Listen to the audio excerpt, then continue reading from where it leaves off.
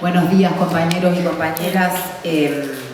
Yo en el informe voy a hacer un análisis de la situación nacional que tenemos para compartir con ustedes algunos elementos que hemos analizado en nuestra directiva, pero también, digamos, tiene una segunda parte del informe de la situación provincial, del conflicto que llevamos adelante y en qué punto y en qué momento estamos. Lo primero que queremos decir es que por segunda vez en el año, después de la de abril, hubo una marcha histórica. Una marcha histórica que, digamos, reflejó el sentimiento nacional que es la defensa de la universidad. Marchamos hasta Concaibo, en la marcha de Neuquén, y así otros personajes, digamos, de la política que cotidianamente aplican ajustes en cada una de las provincias y a nivel nacional en la calle, planteando la defensa y defendiendo, digamos, el presupuesto para la universidad.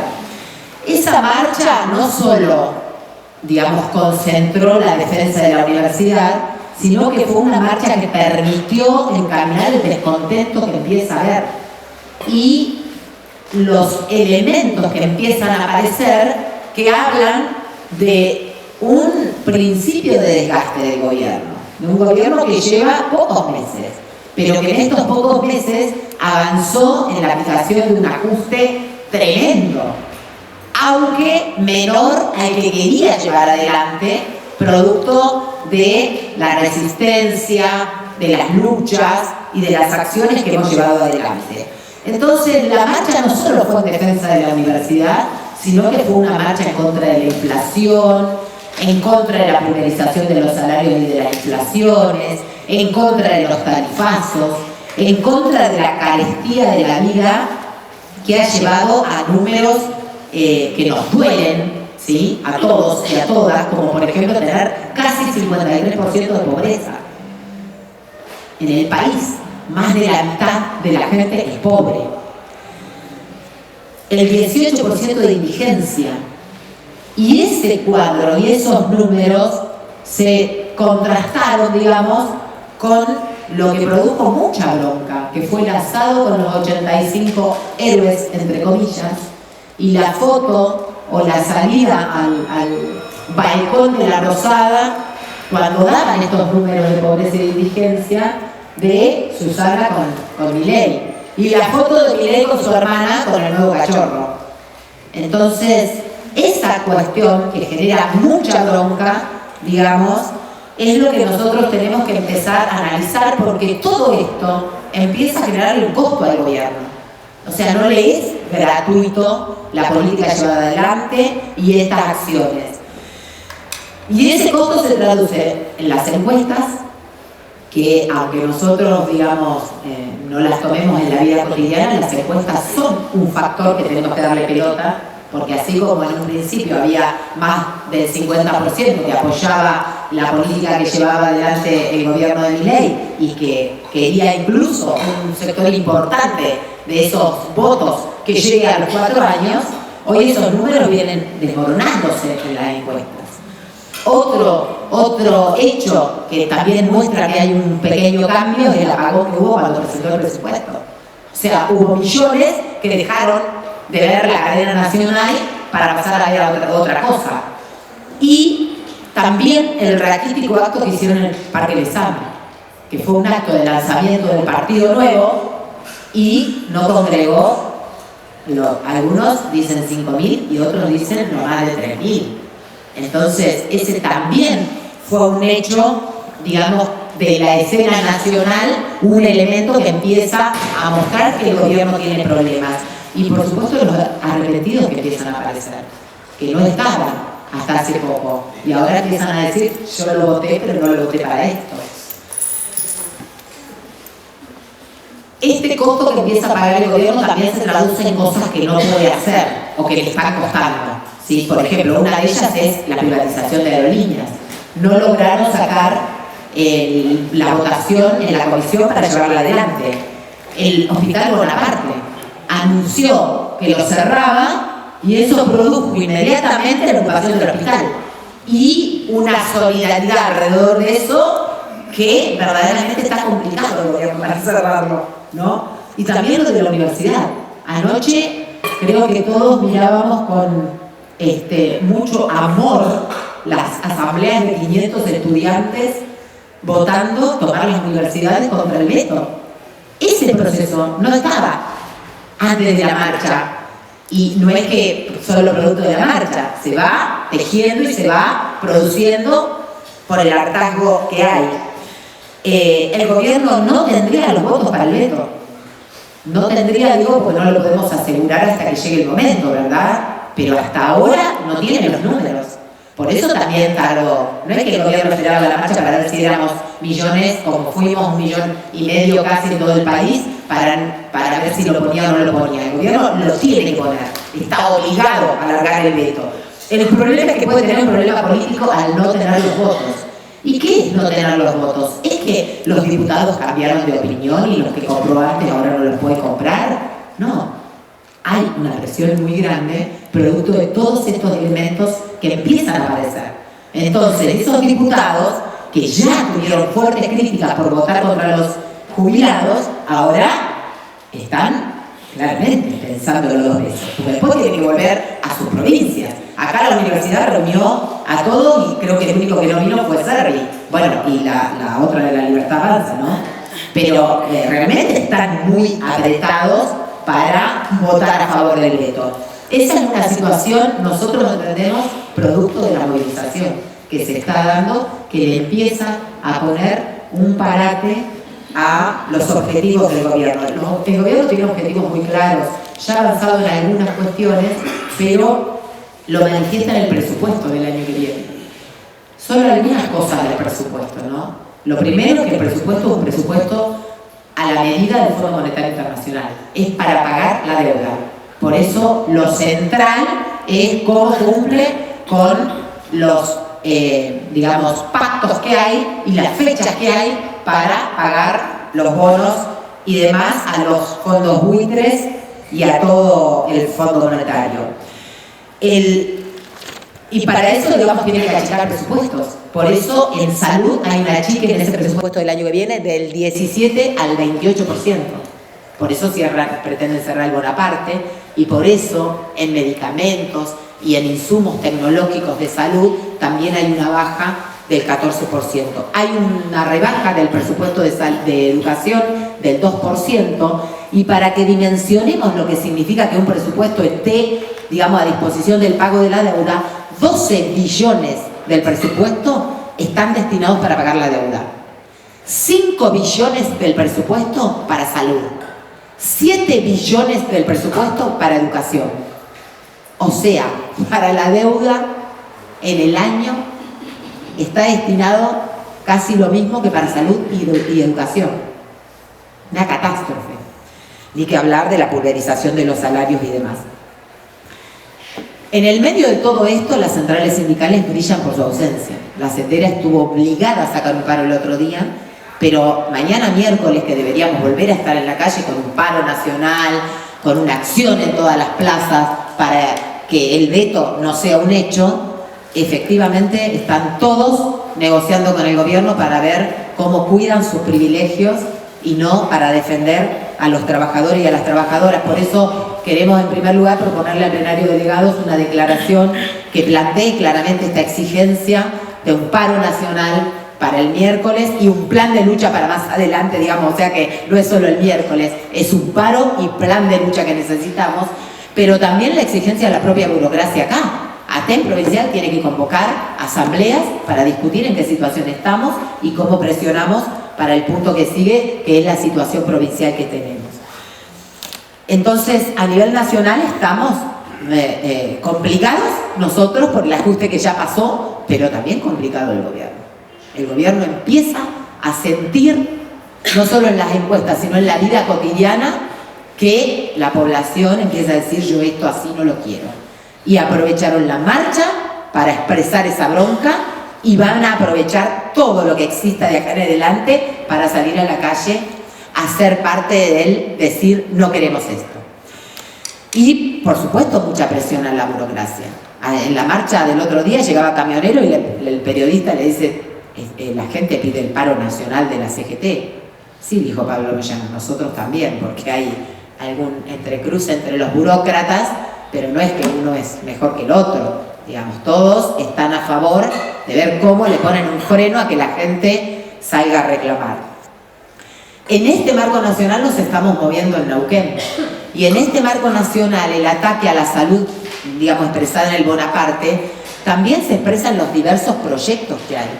Hay proyectos presentados en el Congreso de la Nación que atacan directamente a la educación pública. No es solo, digamos, el proyecto de la esencialidad, que también fíjense que hay un problema ahí. El gobierno, si bien lo votó en el Congreso y tiene media sanción, todavía no lo puede llevar al Senado. Y debería llevarlo para que salga la votación, porque, entre otras cosas, puede tener los números. No necesitaría ni veto. Ahora, quizás también tiene un revés judicial con eso, porque está claro que hay jurisprudencia en haber determinado que la educación no es un servicio esencial. Entonces también van midiendo eso, pero también van midiendo que pueden presentar proyectos en el Congreso. Hay alrededor de 13 proyectos que atacan la educación pública. Entonces, esos proyectos que meten con todo la creación de un Instituto Nacional para la Evaluación, que pretenden, digamos, cambiar nuestras condiciones laborales, y que Patricia va a explicar en concreto la reforma en terciaria acá, tienen que ver con cambiar y avanzar rápidamente en la reforma en educación para dinamitar lo poco que queda de la escuela pública. En este escenario, nuestro conflicto, nosotros sacamos un boletín que, si todavía en sus escuelas no llegó, está acá, que decimos: el conflicto está abierto. Y reafirmamos, el conflicto está abierto. ¿Eso qué quiere decir? ¿Que seguimos con el paro? No, nos lo levantaron al paro.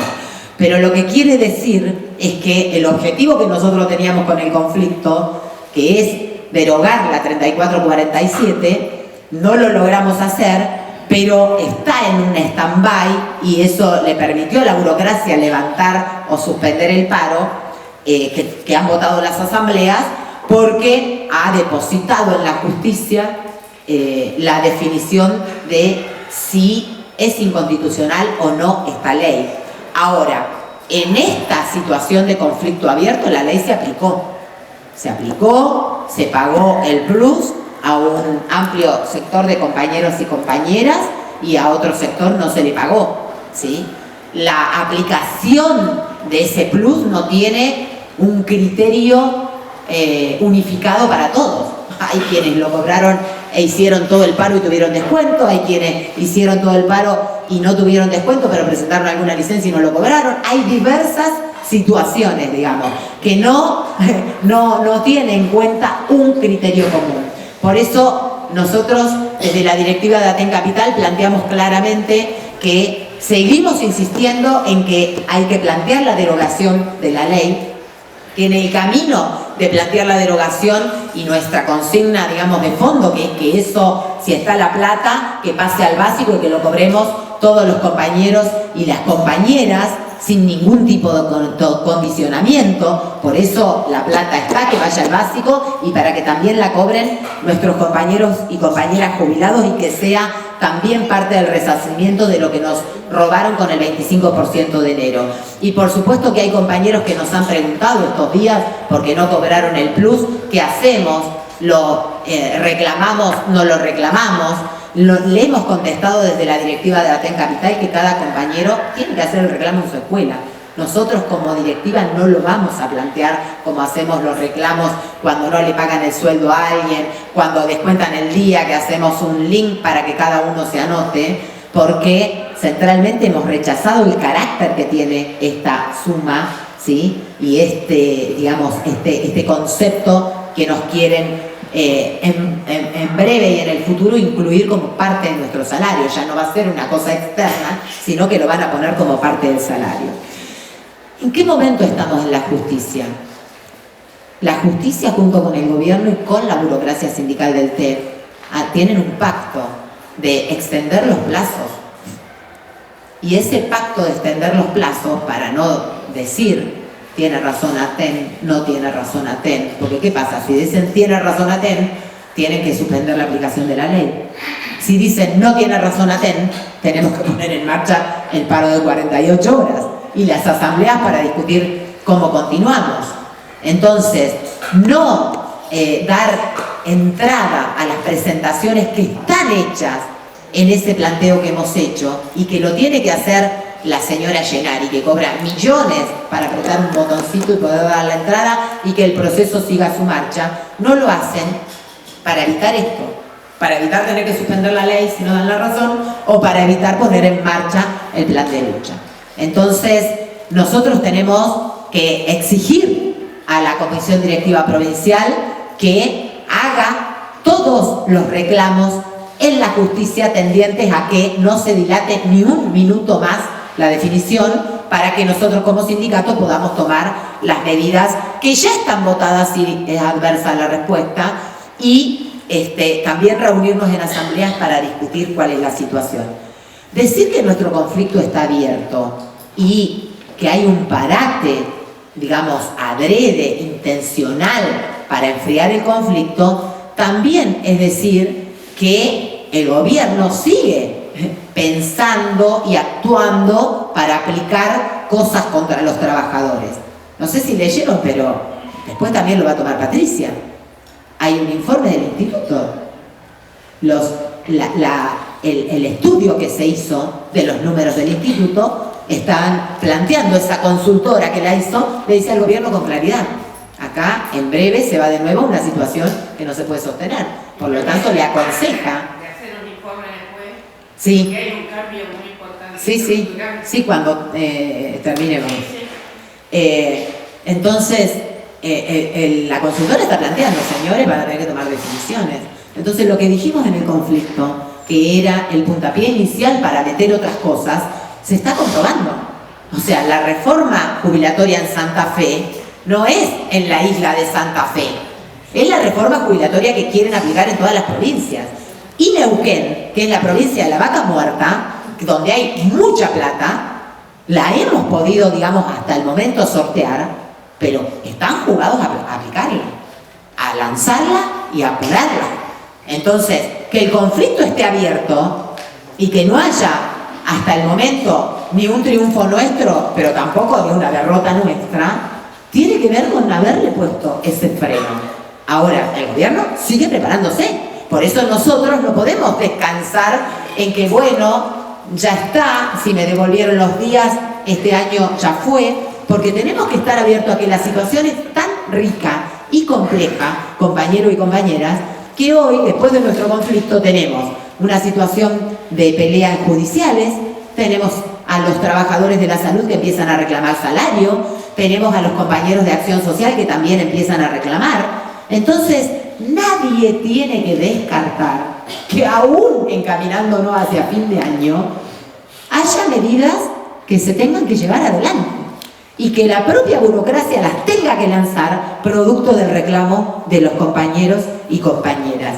Hay todavía reclamos que estamos haciendo por los descuentos que no se devolvieron, que son muchos en algunos casos.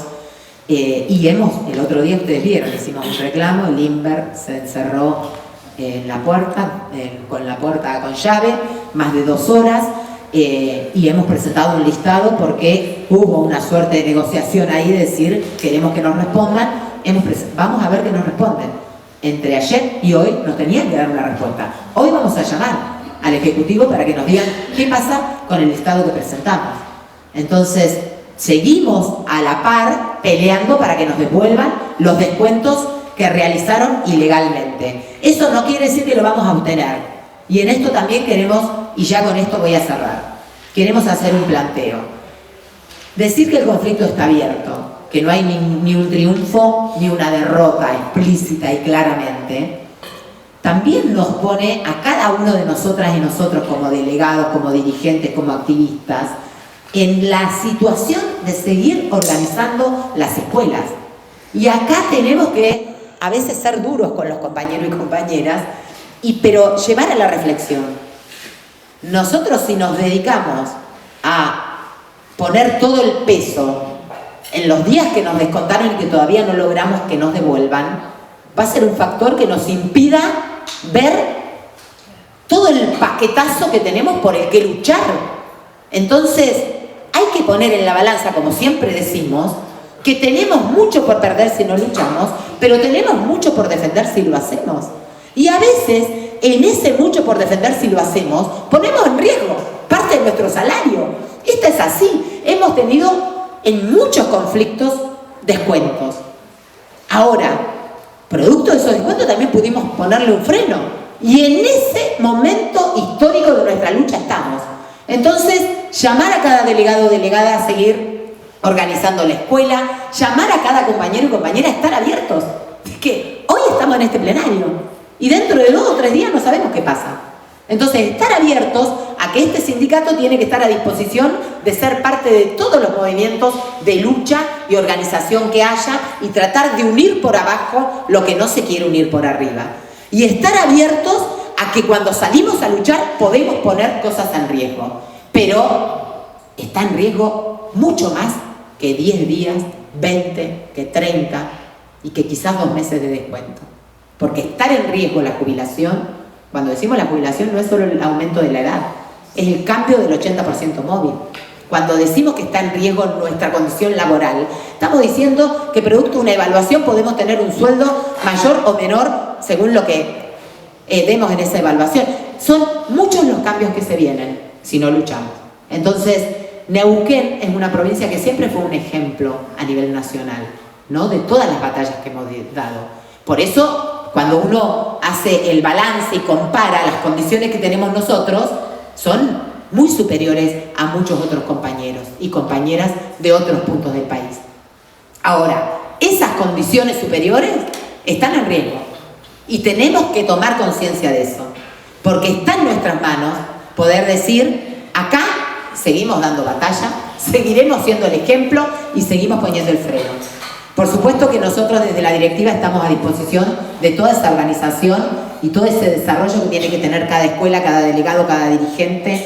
Y por supuesto que en el marco de todo eso seguimos trabajando y disputando para que los conflictos nuestros no terminen más así como terminó este, o el anterior, o el anterior, o el anterior, sino que logremos por fin organizar y fortalecer una oposición que se plantee junto con toda la base y con todos los delegados, recuperar ATEM para ponerlo a disposición del conjunto de los trabajadores y de nuestras condiciones laborales, educativas, pedagógicas, salariales y jubilatorias. Gracias, compañeros y compañeras.